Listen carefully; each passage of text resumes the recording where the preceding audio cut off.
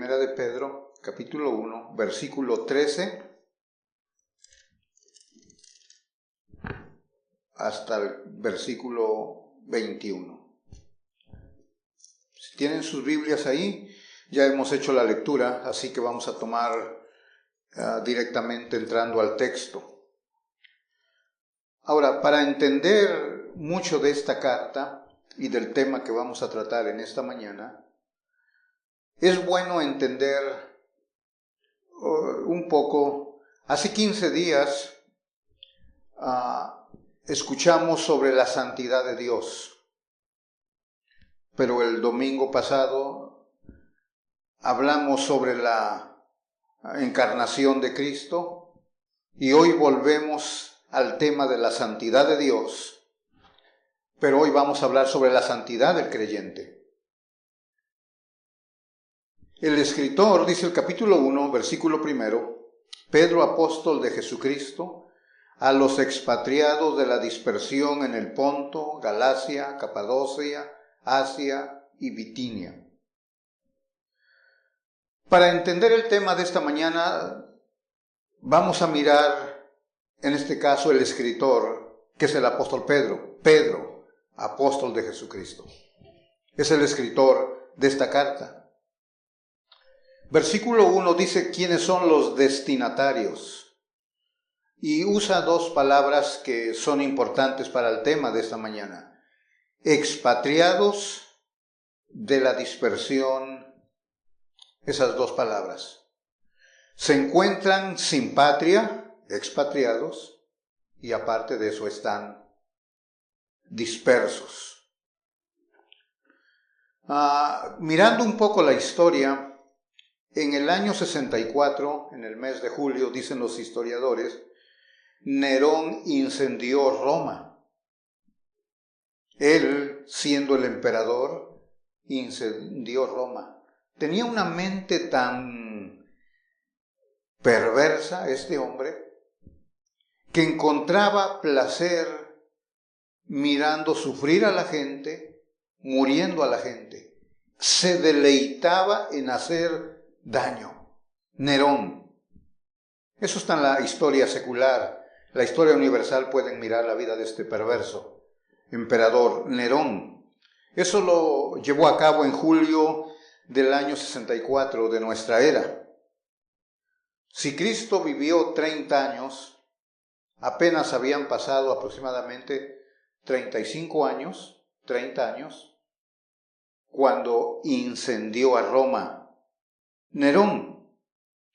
Ahora, Pedro escribe esta carta a finales del 64 o a principios del año 65 de nuestra era.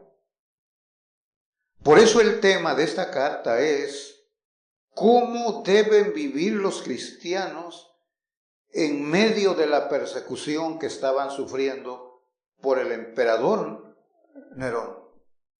¿Cómo vivir o cómo deben de vivir los cristianos en medio de la persecución? Para nosotros es ajeno este tipo de temas porque vivimos en un país libre, cómodo. Pero pensando en la condición en que vivían en Roma los cristianos y la persecución que estaban sufriendo, porque precisamente Nerón incendió la ciudad y culpó a los cristianos de toda la masacre. Él produjo el fuego, pero la culpa fueron de los cristianos, según él. Y se desató una persecución intensa sobre el creyente. Y Pedro escribe esta carta para responder a esa pregunta. ¿Cómo deben vivir los cristianos en medio de una persecución como esta? Y para eso hay 3 palabras que voy a usar en esta mañana. ¿Qué pensar en esas circunstancias? ¿Cómo actuar? ¿Cómo comprender el Evangelio en este tipo de experiencias que estaban pasando? Entonces son 3 palabras: pensar, actuar y comprender. Vean el versículo 13, 1:13. el primer punto que estaremos mirando. Pensando según la voluntad de Dios. Por tanto, ceñid los lomos de vuestro entendimiento, sed sobrios y esperad por completo en la gracia que se os traerá cuando Jesucristo sea manifestado. Por tanto, debido a las circunstancias que acabo de narrar, la persecución, están expatriados, han sido dispersos los creyentes. Debido a esto, ¿cómo pensar? ¿Qué pensar en estas circunstancias? Y dice Pedro, ceñid los lomos de vuestro entendimiento. Ahora esa es la frase que vamos a tratar de desglosar y explicarla. Quiere decir pensando o pensar según la voluntad de Dios. Ceñid vuestro entendimiento. Esta palabra la encontramos también en una de las parábolas de Cristo en Lucas 12. Dicen, estén ceñidos vuestros lomos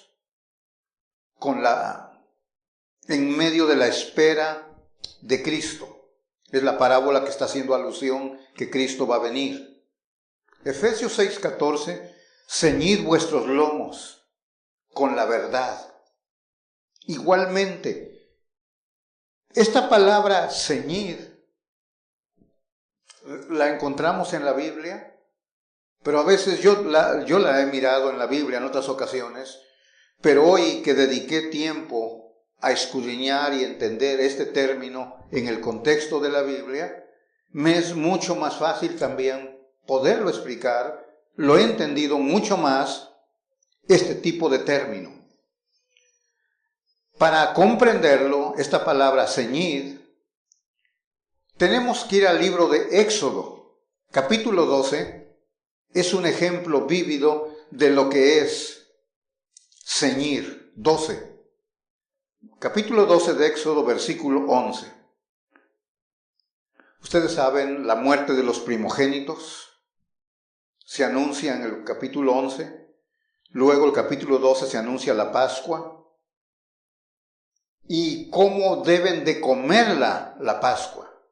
Se anuncia la Pascua, pero también cómo, no solamente los ingredientes que deben de usarse, el cordero, las hierbas amargas, sino cómo deben de comerla. Y dice el versículo 11, y lo comeréis así, la Pascua. ¿Cómo?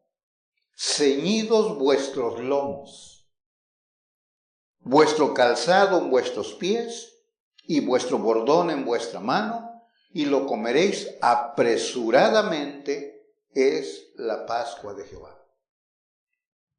Sígame con su vista, lo voy a leer otra vez, este pasaje. Y lo comeréis así, ceñidos vuestros lomos, vuestro calzado en vuestros pies y vuestro bordón en vuestra mano, y lo comeréis apresuradamente, es la Pascua de Jehová. Noten las palabras, ceñid vuestros lomos. Otra vez la palabra que encontramos aquí en el texto de Primera de Pedro. Ustedes saben, la gente en la antigüedad, las mujeres y los hombres se vestían de una manera muy similar. Parece que se está repitiendo lo mismo ahora, ¿no? Los pantalones de hombre, pues uno ya no sabe cuáles son de hombre y cuáles son de mujer. Yo voy a la tienda y pregunto, ¿esto es para hombres, para mujeres? Cualquiera los puede usar. No, digo, pues yo todavía soy de este lado. Quiero identificarme que soy diferente. Bueno, en la época antigua, la ropa era muy similar. Los hombres no usaban pantalones como los que usamos actualmente, usaban una bata, andaban muy cómodos ellos, y el mandamiento de Jehová es, ¿cómo deben de comer la Pascua? Dice, ceñidos vuestros lomos. Lo van a comer apresuradamente, con los zapatos puestos, el calzado en los pies y con el bastón en la mano. Ahora, tomen esta figura. El hombre está vestido con su ropa, su bata que usaban. Es una forma muy relajante, cómoda. Es como cuando usted llega del trabajo, llega a la casa, saca los zapatos y los avienta por allá y el otro por el otro lado, quita la ropa, se pone su pijama y ahora sí va a cenar, se siente relajado, descansa. Estos era todo lo contrario. Miren la imagen de este hombre. Su ropa la tiene holgada, libre. Bueno, dice Dios, no es tiempo para relajarte. Tienes que ceñirte, o sea, apretarlo, la ropa, que no esté holgada, tiene que estar con un cinto, tu calzado en tus pies, el bordón en tu mano, cómelo rápido, porque es la Pascua de Jehová. No es tiempo de relajarte. Es tiempo de que ciñas tu ropa. La palabra ceñir habla de ajustar, amoldar, arreglar, adoptar a tu cuerpo. En Efesios 6 habla del soldado. Ahora, la guerra en la antigüedad era usualmente entre hombre y hombre. Ahora ustedes ya no van a estar peleando con espadas. No, ahora la guerra es diferente por la tecnología en la época moderna en que vivimos. Por lo tanto, si tuvieran esa ropa holgada, era imposible pelear. Efesios 6 dice el apóstol Pablo, en esta guerra espiritual deben de ceñirse su ropa para que tengan libertad de acción y puedan entrar en la batalla. Está hablando de cosas literalmente ahí, lo mismo que aquí en Éxodo 12. Pues cuando venimos a la carta de Pedro, dice, tu mente, porque dice, vuelva al texto que tenemos, primera de Pedro, si está ahí, ceñid los lomos de vuestro entendimiento. No es tu ropa, no tienes que apretar tu ropa, no, ahora está hablando de tu entendimiento. Por eso el punto pensando según la voluntad de Dios. Ceñir, las palabras sinónimas son ajustar, preparar, amoldar, arreglar, adoptar a tu cuerpo la ropa. Ahora en este caso es la mente, tu entendimiento. Piensa según la voluntad de Dios. Tu mente, ciñe tu entendimiento, ajústalo, apriétalo, adáptalo. Tu mente tiene que estar pensando según la voluntad de Dios. Es lo que está diciendo aquí el apóstol Pedro. Ajustar, preparar, amoldar, arreglar, adoptar tu mente, tu entendimiento, según la voluntad de Dios. Ya no vas a pensar como tú te gusta, ahora tienes que adaptarlo a la voluntad de Dios. Pensar correctamente. Una mente lista para actuar, dice la versión de las Américas. La mente que esté lista para actuar. Alerta. Por eso constantemente la Biblia nos amonesta, dice, ármate con conocimiento confiable. Siempre. Adquiere conocimiento, pero que sea confiable. ¿Se recuerda Romanos 12? Que vuestro entendimiento sea renovado. La mente necesita una renovación continua. Por eso los exhortamos aquí constantemente, estudian la Biblia. Porque cuanto más estudian la Biblia, van a pensar según la Biblia. Van a tener una mente bíblica. La mente la van a saturar, como dice Colosenses, que la palabra de Dios abunde en vosotros. Cuanto más la estudias, tu mente se va a saturar y vas a pensar todo según la Biblia. te vas a convertir en una Biblia caminando. Es que tu mente está siendo transformada. Por eso Proverbios 23:7, si quieren buscarlo conmigo, Proverbios, esto lo usan los primos, interpretándolo o aplicándolo de una manera muy diferente. 23, capítulo 23, versículo 7. Porque cuál es su pensamiento en su corazón, tal es. Tu mente, como piensa, realmente, si estás saturándote de la palabra de Dios, tu mente va a rechazar las cosas que quieren introducirse del mundo. Porque tu mente está absorbiendo palabra de Dios. Por eso se requiere una renovación continua de la mente, del entendimiento, constantemente. Romanos 12 habla de eso, versículo 1 y 2. Que renovemos nuestra mente, nuestro entendimiento. Usted se da cuenta cómo el falso evangelio enseña a pensar equivocadamente. El falso evangelio te habla de comodidad, te habla de prosperidad, te habla de felicidad. Es el falso evangelio. Todo está enfocado en lo temporal. Piensa en lo que es cómodo. Todo lo que es agradable, todo lo que prospera en tu vida, materialmente están pensando. Por eso mucho del cristianismo, aún dentro de las iglesias, están mucho enfocados en las cosas de la tierra. Educación, más educación, porque eso significa ¿qué? Más dinero. Y más dinero significa más comodidad. Te enseña al mundo a pensar, y dentro de la iglesia muchos cristianos están adoptando ese tipo de mentalidad. Es un evangelio distorsionado porque te están enseñando a lo material, lo temporal, lo pasajero. Hace tiempo les compartía la experiencia, un testimonio del Dr. Martin Lloyd-Jones, pastor inglés. Dice que fueron a visitar una congregación con su esposa.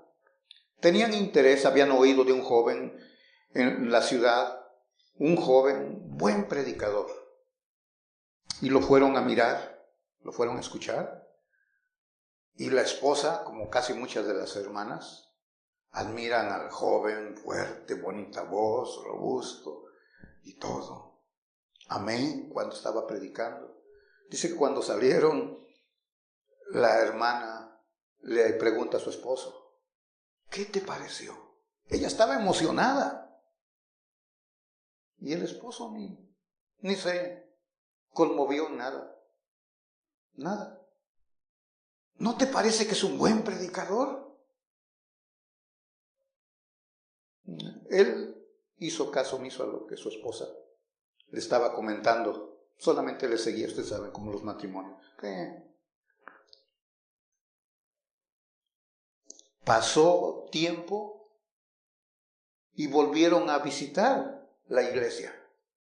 Volvieron a visitarlo y estaban absortos los dos, escuchando la forma de predicar de este joven. Ya habían pasado 10 años. Y cuando salieron después, otra vez, dice la esposa, que no quería decir mucho porque no quería sufrir la misma indiferencia de su esposo. Pero al final no se aguantó la hermana y le dijo, ¿qué te pareció? Y dijo él, es un buen predicador. Es un buen predicador. Pero en esos 10 años había perdido su hijo, este joven pastor. Había muerto uno de sus hijos. Y el doctor Jones dice, el hombre que no ha sufrido todavía no ha madurado. estos hermanos que están sufriendo persecución entienden.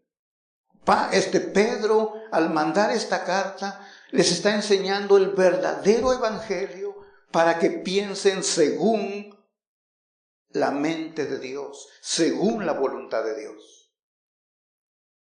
El falso evangelio te está bombardeando con otras cosas.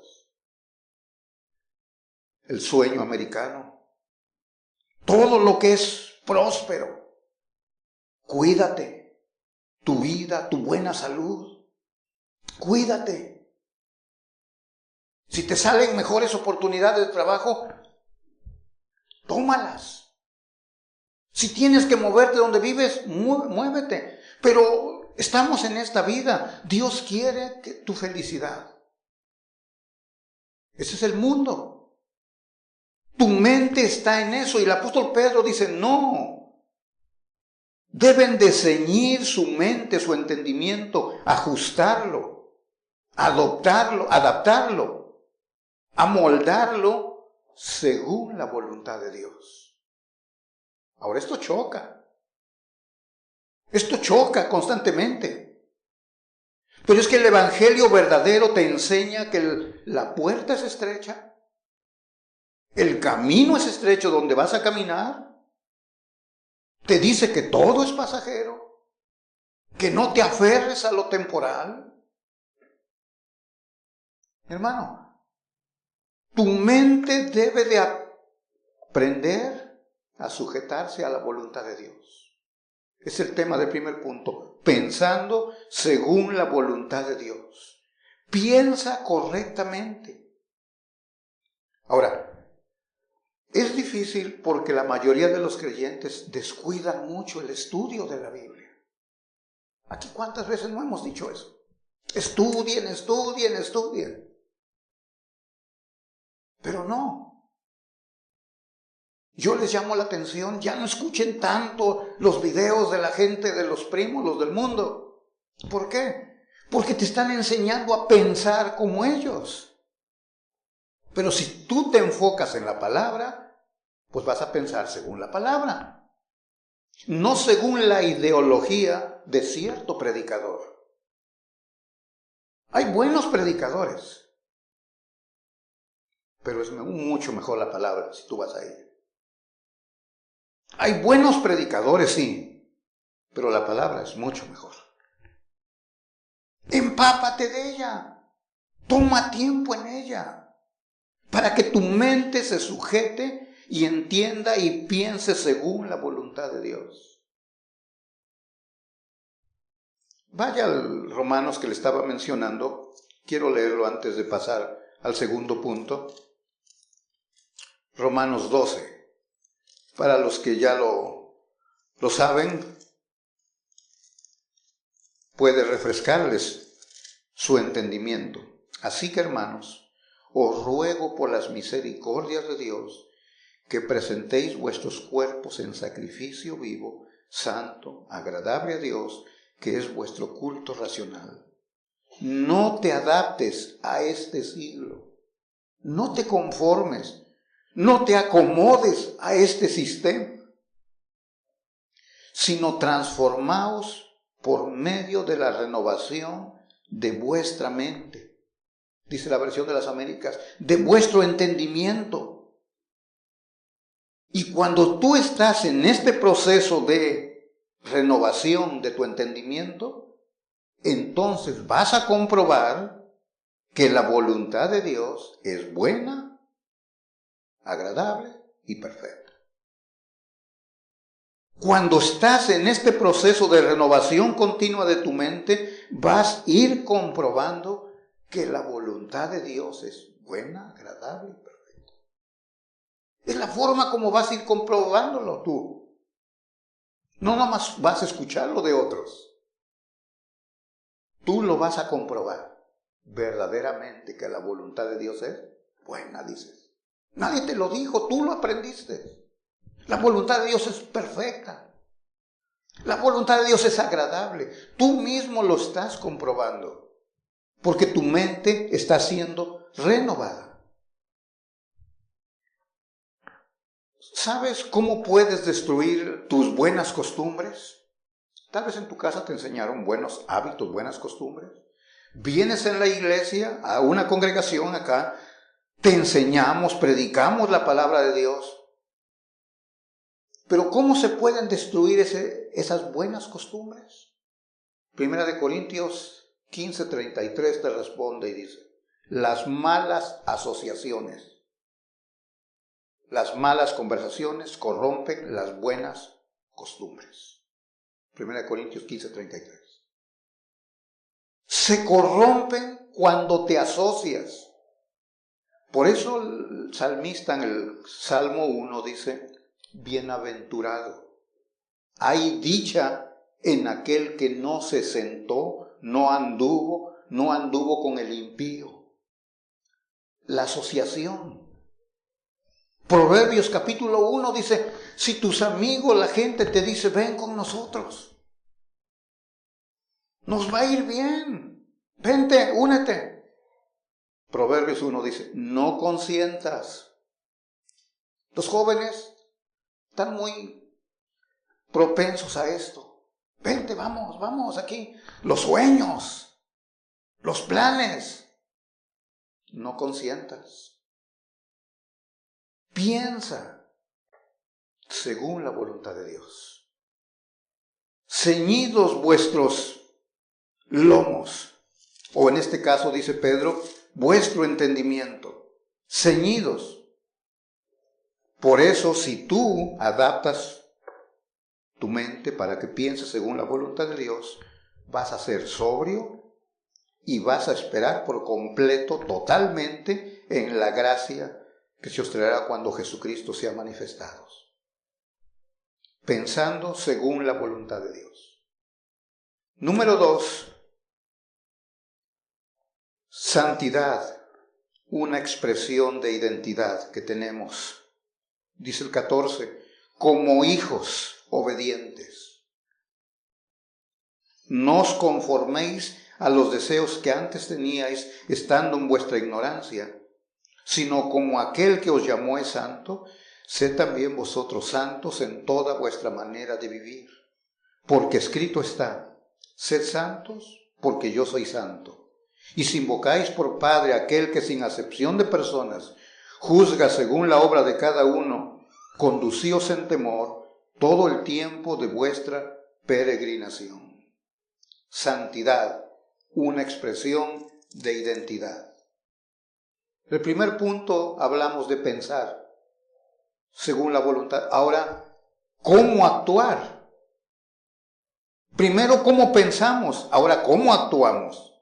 Bueno, si estamos pensando según la voluntad de Dios, vamos a actuar según lo que pensamos. Y estamos pensando, damos por hecho, según la voluntad de Dios. Por eso dice, conducíos. La conducta, versículo 17, cada uno conducíos. Habla de conducta. La forma como vivimos.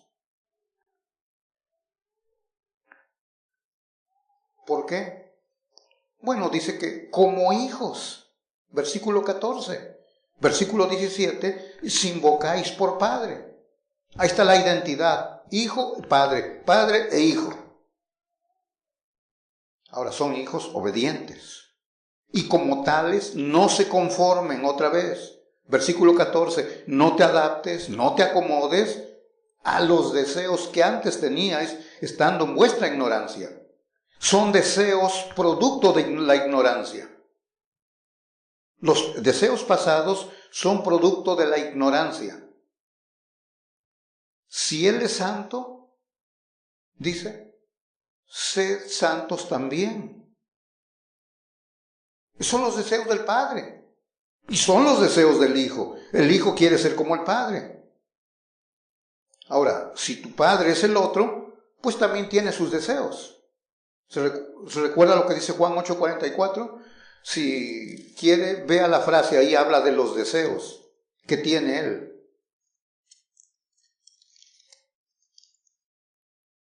Capítulo 8 de Juan, los deseos. Están discutiendo sobre la paternidad de los judíos, el linaje. Dice el versículo 39. Respondieron y le dijeron, nuestro padre es Abraham.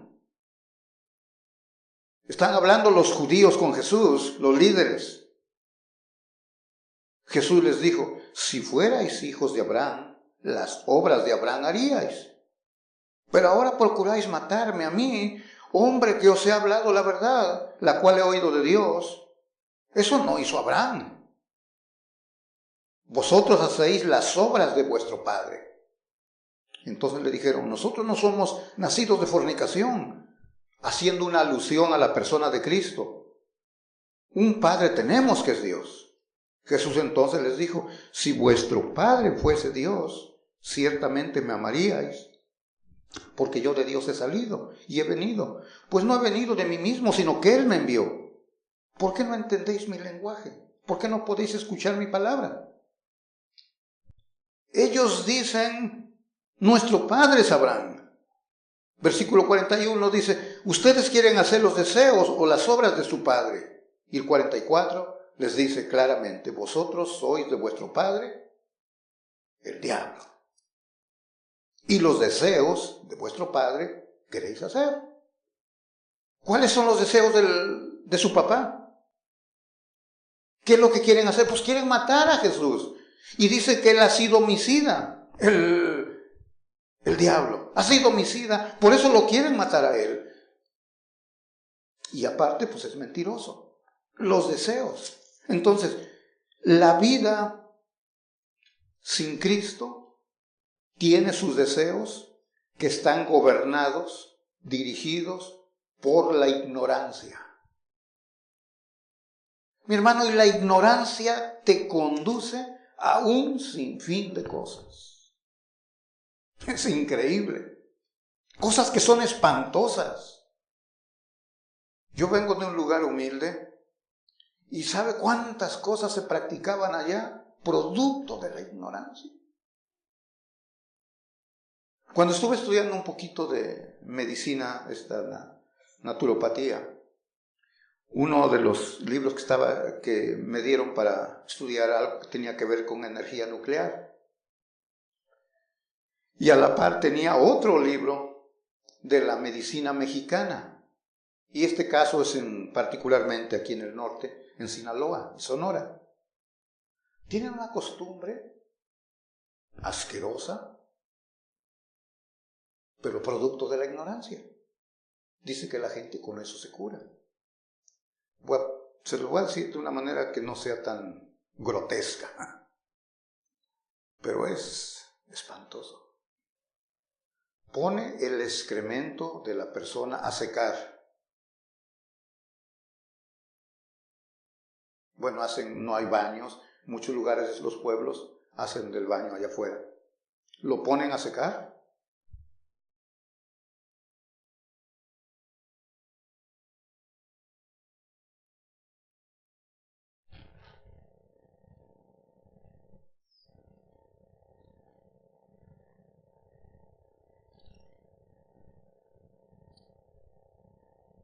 ¿Ya no tiene batería o sí? Parece que sí. Sí, bueno, está en rojo.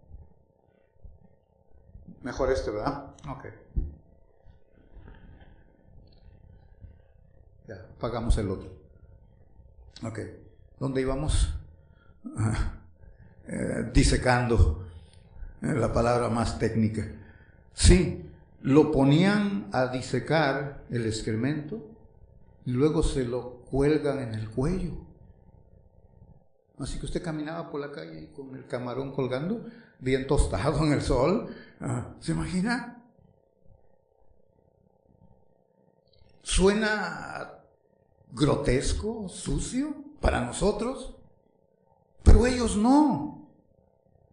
Dicen que tiene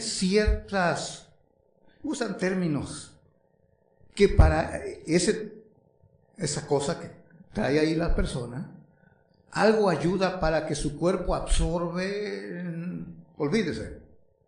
Solamente estoy poniéndolo como ejemplo hasta dónde llega la ignorancia.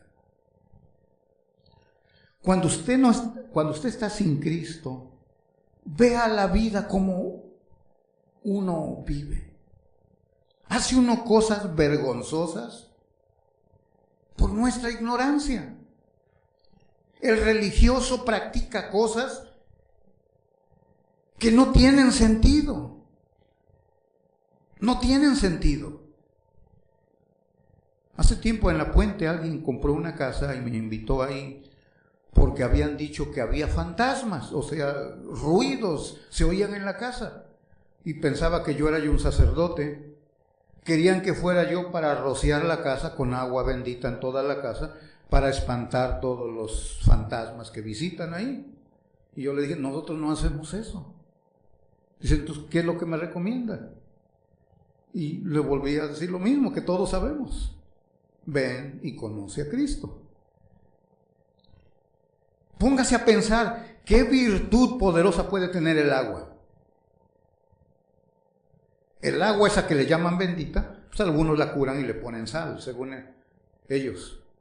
Pero por unas palabras mágicas, por un hombre, ha cobrado virtud poderosa, milagrosa. Nosotros lo creíamos. Muchos deseos de la ignorancia teníamos, alimentados por nuestra ignorancia.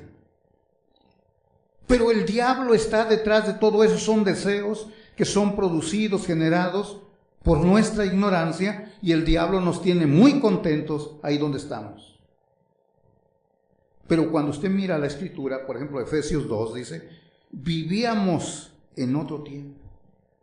Éramos. Nuestra pasada manera de vivir. Todo habla de pasado. Por ello dice, despojaos. ¿Por qué debemos de desprendernos de eso? Dice, porque está viciado conforme a los deseos engañosos. La palabra viciado quiere decir corrompidos, deseos corrompidos. Vaya, por favor, ahí en Efesios, para que tengamos la claridad y lo podamos mirar en la Escritura. 2:3. Entre los cuales también todos nosotros vivimos en otro tiempo, pasado, en los deseos de nuestra carne, haciendo la voluntad de la carne y de los pensamientos, y éramos por naturaleza hijos de ira, lo mismo que los demás. De los pensamientos, y éramos por naturaleza hijos de ira. Pero Dios es un antes y un después. Pero Dios, que es rico en misericordia, por su gran amor con que nos amó, aun estando nosotros muertos en pecados, nos dio vida juntamente con Cristo. Vaya al versículo 11. Por tanto, acordaos que en otro tiempo, otra vez, el pasado, vosotros, los gentiles, en cuanto a la carne, erais llamados sin circuncisión por la llamada circuncisión hecha con mano en la carne. En aquel tiempo estabais sin Cristo, alejados de la ciudadanía de Israel y ajenos a los pactos de la promesa, sin esperanza y sin Dios en el mundo.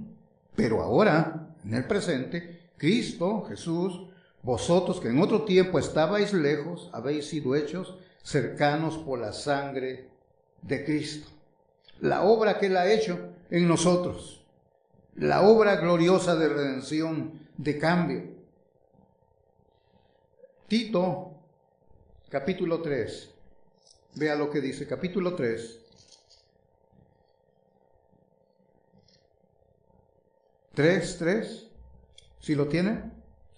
Porque nosotros también éramos, pasado, en otro tiempo insensatos, rebeldes, extraviados, esclavos de concupiscencias y deleites diversos. Sí, estábamos esclavos en eso, viviendo en malicia y envidia, aborrecibles y aborreciéndonos unos a otros. Eso es lo que éramos, así vivíamos.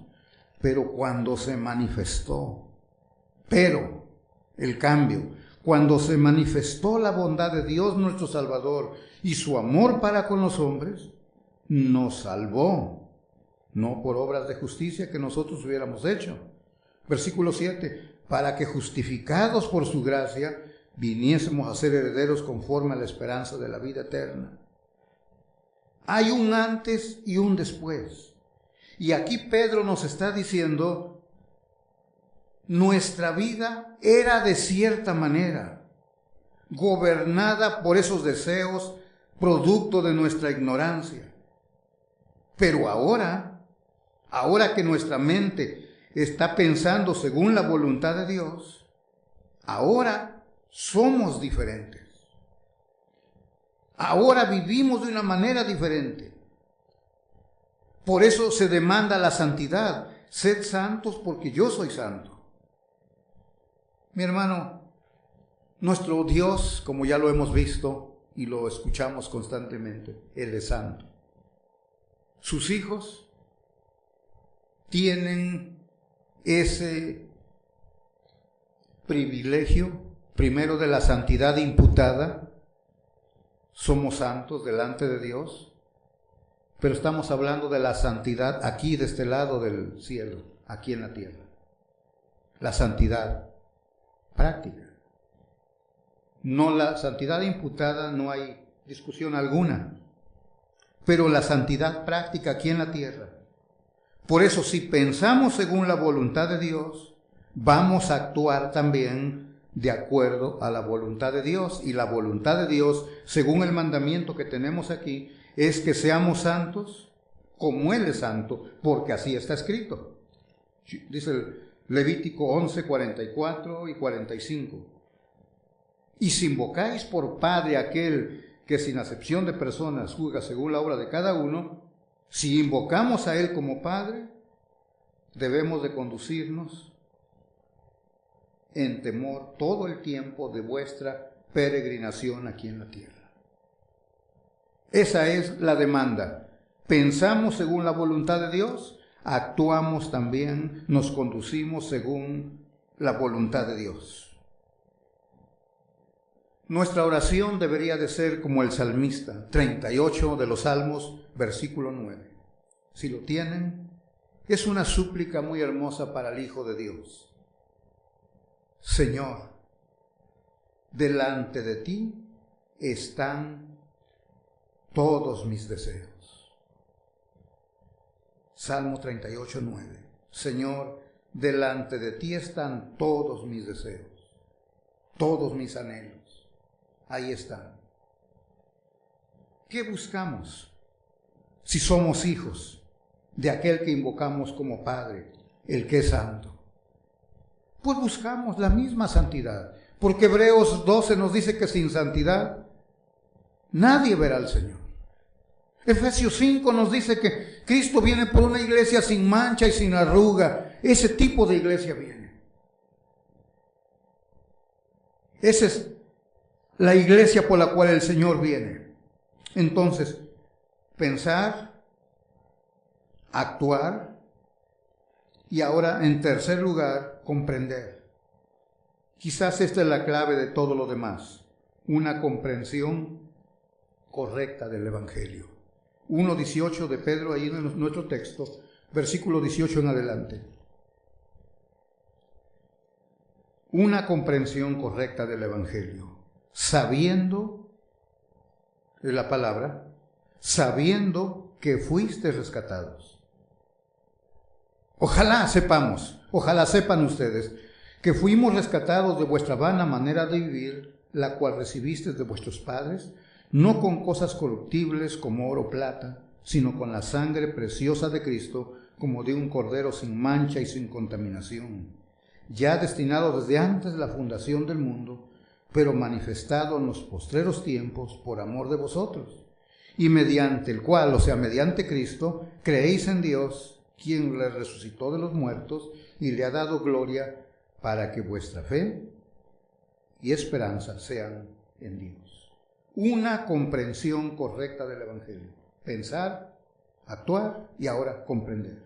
Dice el versículo 18, sabiendo, comprendiendo, conociendo. ¿Qué? Bueno, que fuimos rescatados. Pero no solo nos dice que fuimos rescatados, estando en la condición de esclavitud, sino que nos dice cómo fuimos rescatados. La palabra rescatados hace alusión a un esclavo. Alguien tiene que pagar el rescate. Estás en una condición de esclavo y alguien tuvo que pagar tu rescate. Entonces las preguntas que surgen aquí: ¿cómo fui rescatado? Positivo. ¿Cómo no fui rescatado? Negativo. Miren el versículo 18. No con, dice el versículo 18. No con, ¿sí miran la frase? De vuestros padres, no con cosas corruptibles, oro y plata. No con. Pero vean el 19, sino con. Está hablando de lo positivo y lo negativo. No con, sino con. ¿Cómo no fuimos rescatados? ¿Cómo no fuimos rescatados? Dice el 18, cosas corruptibles. No con cosas corruptibles. Dice el versículo 23, ahí en Pedro 1, siendo renacidos, no de simiente corruptible. La semilla no es corruptible. ¿Cómo fuimos rescatados? El 23 nos dice, sino con la palabra de Dios que vive y permanece para siempre. Esa no es corruptible. Entonces, no fuimos rescatados con cosas corruptibles. Y pone ahí oro y plata. La pregunta sería, ¿cómo se salva el pecador? ¿Cómo es rescatado? Lo negativo, no con. Y ahí le puede añadir todo lo que quiera. Obras, ritos religiosos, prácticas, ceremonias, liturgias. Todo lo que quiera poner, no con esto. Nada de esto. Sino con. Y pone ahí el énfasis, la sangre preciosa de Cristo. Ahora, esto es crucial comprender el cómo de mi salvación. Es crucial entenderlo, que yo fui rescatado no por lo que hacía, no por lo que practicaba, nada de eso cooperó para ese fin de mi salvación, para mi rescate, sino con. ¿Cómo? Bueno, tenemos que volver al capítulo 1 y repasar un poco ahí lo que nos dice el apóstol Pedro. El capítulo 1, versículo 2. Dice que fuimos elegidos, y note la frase, según la presciencia de Dios Padre. Versículo 3. Bendito el Dios y Padre de nuestro Señor Jesucristo, que según, otra vez, señalando a la obra de Él, según, ¿sí lo tiene? Versículo 3. Según su grande misericordia, nos hizo renacer. La versión de las Américas dice, nos ha hecho nacer de nuevo a una esperanza, según su grande misericordia. Ahí no está el hombre involucrado, elegido según la presciencia de Dios Padre. Versículo 3, según su grande misericordia. Ahí el hombre no aparece. Versículo 5, guardados por el poder de Dios para alcanzar salvación. Versículo 5. Otra vez, solo es Dios, el hombre no aparece. Versículo 13, esperad por completo en la gracia, el pasaje que leíamos, y esperar por completo en la gracia de nuestro Dios. Ahora, esto es de suma importancia, como menciono, porque siempre las obras son un dilema todavía para muchos creyentes. Todavía las obras juegan un papel detonante en el cristiano. Todavía no pueden separar una cosa de la otra. Todavía lo asocian, obras como parte de mi salvación. Y aquí, como vemos a Pedro, el hombre no aparece en la salvación. Todo es obra exclusiva de Dios. Elegidos, bueno, dice Efesios que fue antes del fin del mundo. yo no tuve que hacer nada en eso. Según la presencia de Dios, dice aquí Pedro. Y luego dice que según su grande misericordia. El hombre no tiene absolutamente nada en que ampararse. Algo que yo hice, algo que había de mí, algo que yo presenté a Dios para que me mirara con ojos de misericordia. No había nada en absoluto. No había nada en absoluto. Todo es obra exclusiva de Dios. Desde la eternidad estaba yo en su plan, terminará hasta la eternidad futura. Allá estaré con él. ¿Dónde está el hombre? Para que se gloríe en algo. Por ello la doctrina esta de la elección, en vez de producir temor en el creyente, debe de producir un gozo, sumo gozo. Saber que en los planes pasados, antes de la fundación del mundo, estaba yo en la mente de Dios. Cuando acabe todo esto, en la eternidad, seguiré estando en los planes de Dios.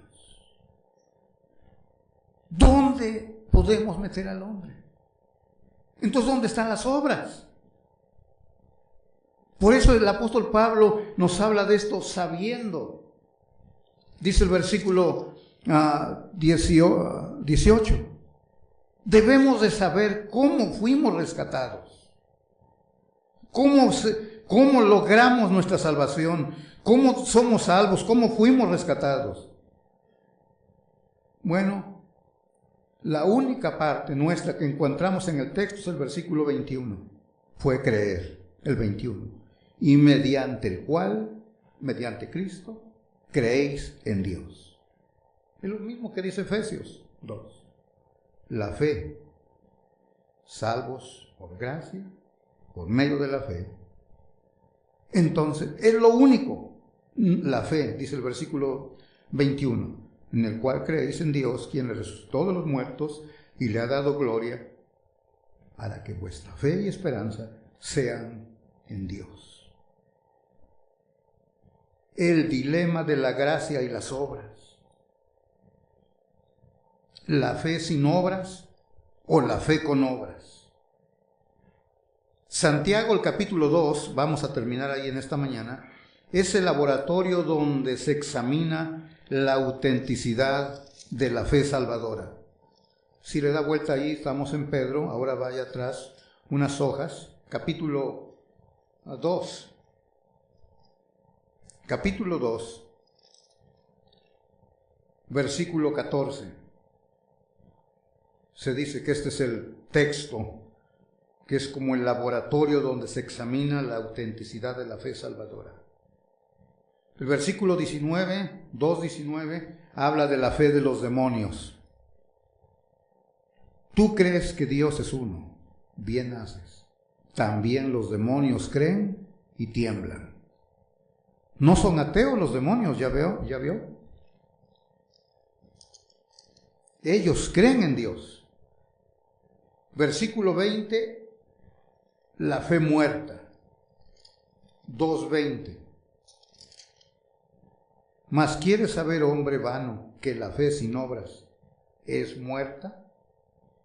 26. Porque como el cuerpo sin espíritu está muerto, así también la fe sin obras está muerta. La versión de las Américas la llama estéril en el versículo 20 y en el 22 la llama imperfecta.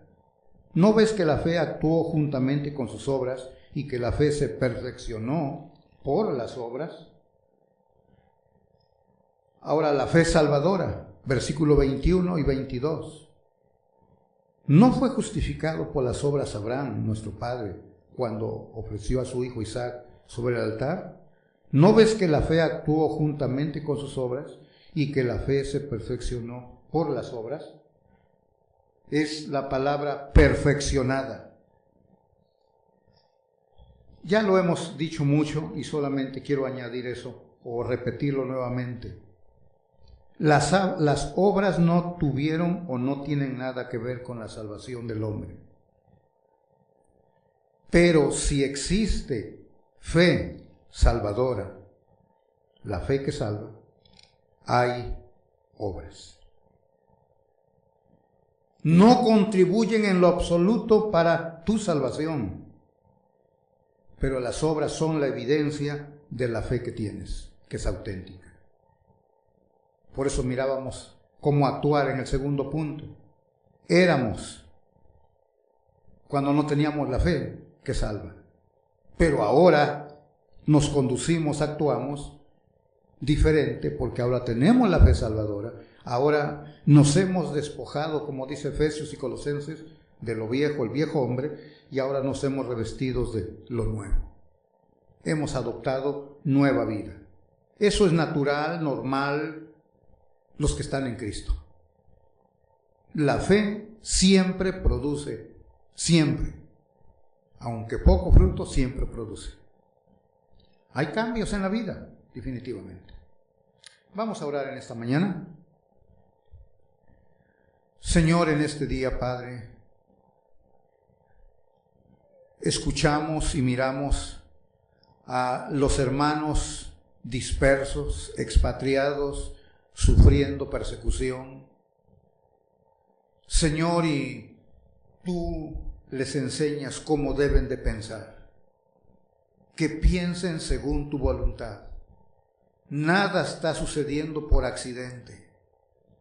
Esa es tu voluntad y deben de pensar de esa manera. Señor, también les enseñas cómo deben de actuar, cómo deben de conducirse en ese momento de persecución, cómo deben de actuar, cómo deben de conducirse, diferentes. Como dice tu palabra, que somos linaje escogido, somos nación santa, pueblo adquirido, que nos llamaste de las tinieblas a la luz admirable. El propósito es para anunciar ese mensaje glorioso, Señor.